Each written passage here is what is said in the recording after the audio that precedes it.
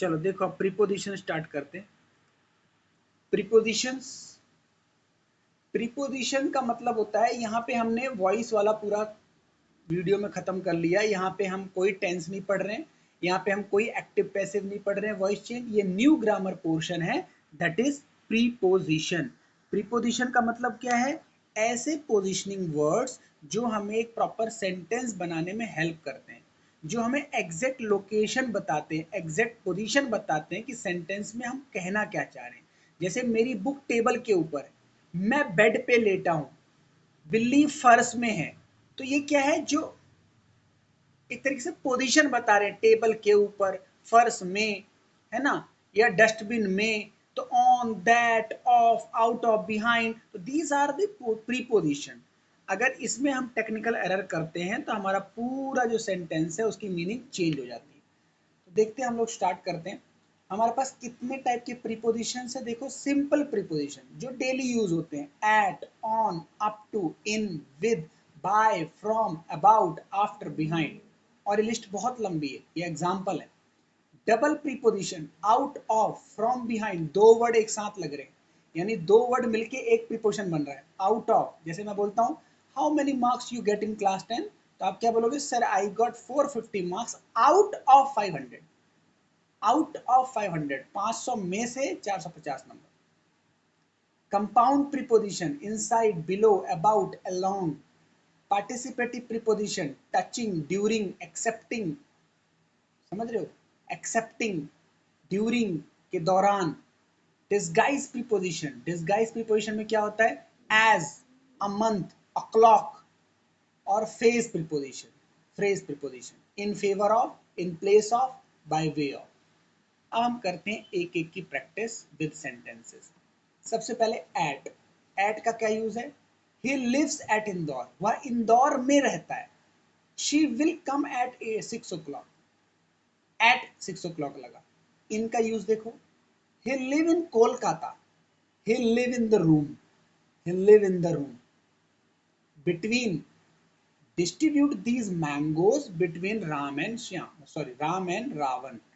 अब ये हमें यही समझ लेना चाहिए कि बिटवीन और अमंग में क्या फर्क है। बिटवीन और अमंग दोनों में क्या फर्क है? बिटवीन लगता है जब कोई चीज दो लोगों के बीच में बात की जा रही है, there are only two people, तो वी यूज बिटवीन। बट अगर if more than two peoples are there and we have to distribute और we have to decide among, उनमें से किसी एक के बारे में, तो अमंग लगाएंगे, राइट। जैसे यहाँ पे मैंगो डिस्ट्रीब्यूट करने राम एंड रावण, तो बिटवीन लगा। There arose a dispute between Ram and Hari, Ram और हरि के बीच में मतभेद हो गया।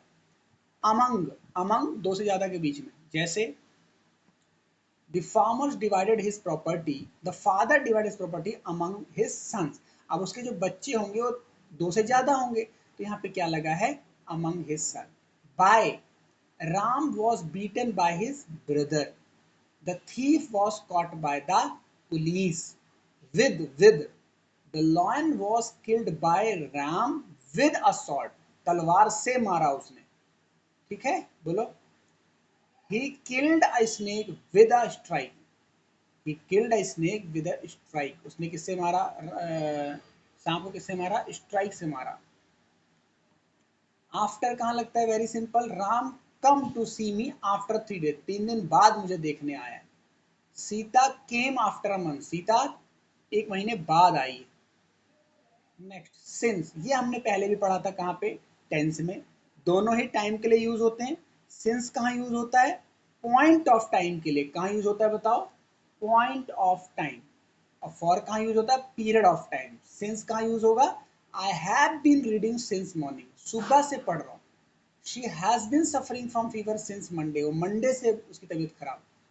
फॉर कहाँ यूज होगा? पीरियड ऑफ टाइम के लिए, जहाँ पे पीरियड काउंटेबल है। 4 days, 5 days, 4 hours, 5 hours। I have read nothing for 5 days, he has been here for 4 days। from कहाँ यूज होगा? I started to read from Monday, मैंने मंडे से पढ़ना शुरू कर दिया। राम वॉक्स फ्रॉम मॉर्निंग टू इवनिंग, वह कब से कब तक काम करता है? सुबह से लेके शाम तक बेचारा काम करता है। नेक्स्ट, डिसाइड, ही सेट बिसाइड मी। अब यहाँ पे दो है, ध्यान समझो, बी अलर्ट। बिसाइड और एक होता है बिसाइड्स। एक होता है बिसाइड, एक होता है बिसाइड्स। दोनों में क्या फर्क है? एस का फर्क है। एक बिसाइड है जिसमें लिखा है बगल में, he sat beside me, the house is standing beside the sea. और यहाँ पे बिसाइड्स का मतलब क्या है?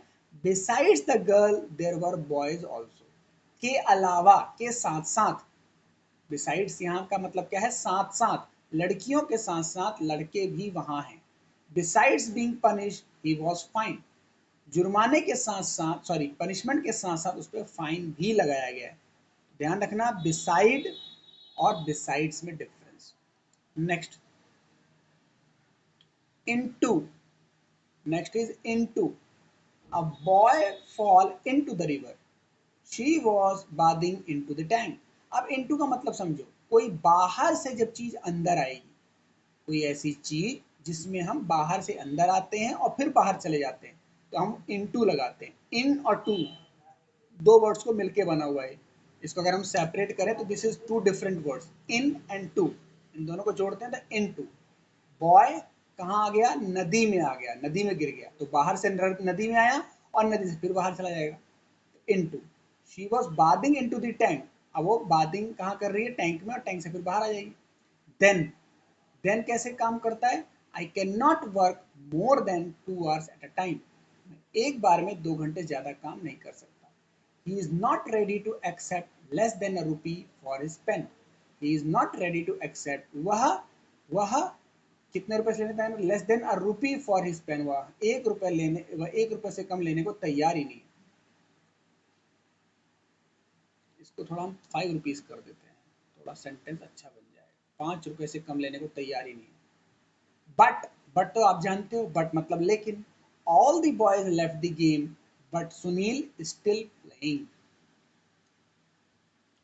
Next, none but she deserve praise, कोई भी नहीं लेकिन उसको, वो कैसा उसने काम किया? उसने अच्छा काम किया, बड़ाई का काम किया। Till, till he work in the office till 9 o'clock, 9 बजे तक काम करता है, तक। I will reach you till you become a doctor, sorry I will teach you, मैं तुम्हें तब तक पढ़ाऊंगा जब तक तुम डॉक्टर नहीं बन जाते। On and upon, on and upon. Some books were on the table, अब देखो ना, ऑन द टेबल, बुक के ऊपर, सॉरी टेबल के ऊपर रखिए, ऑन द टेबल, ठीक है। The cat jumped upon the table, अब बिल्ली कहां से कूद गई? टेबल से कूद गई नीचे, तो jump upon the table, up on, ये भी दो वर्ड से मिलकर बना है। अप ऑन, पहले ऊपर था अब नीचे आ गया, तो up on the table, right. Next is, next phrases preposition. Phrases को हिंदी में बोलते हैं वाक्यांश, जो अपने आप में एक वाक्य है, जो अपने आप में एक सेंटेंस है, ऐसा प्रीपोजिशन। जैसे अग्री विद, अब कई लोग अग्री विद एक सेंटेंस ही तो है, कोई आपसे बोलेगा आई एम एग्री विद, तो मतलब आप समझ जाओ कि हाँ वो मेरी बात से सहमत है, वो ये कहना चाह रहा है। तो ऐसे वर्ड्स किसी सेंटेंस के बीच में लग रहे हैं, that is why it is a preposition. कैसे हैं ये? जैसे देखो, agree with, I do not agree with you, agree के साथ विद आया, it is a preposition. Angry with, अब कोई भी वर्ड लगा लो, angry with, agree with, right. Teacher is, the teacher is angry with Ravi. Next, afraid of, afraid of, डरते हो आप, किससे डरते हो?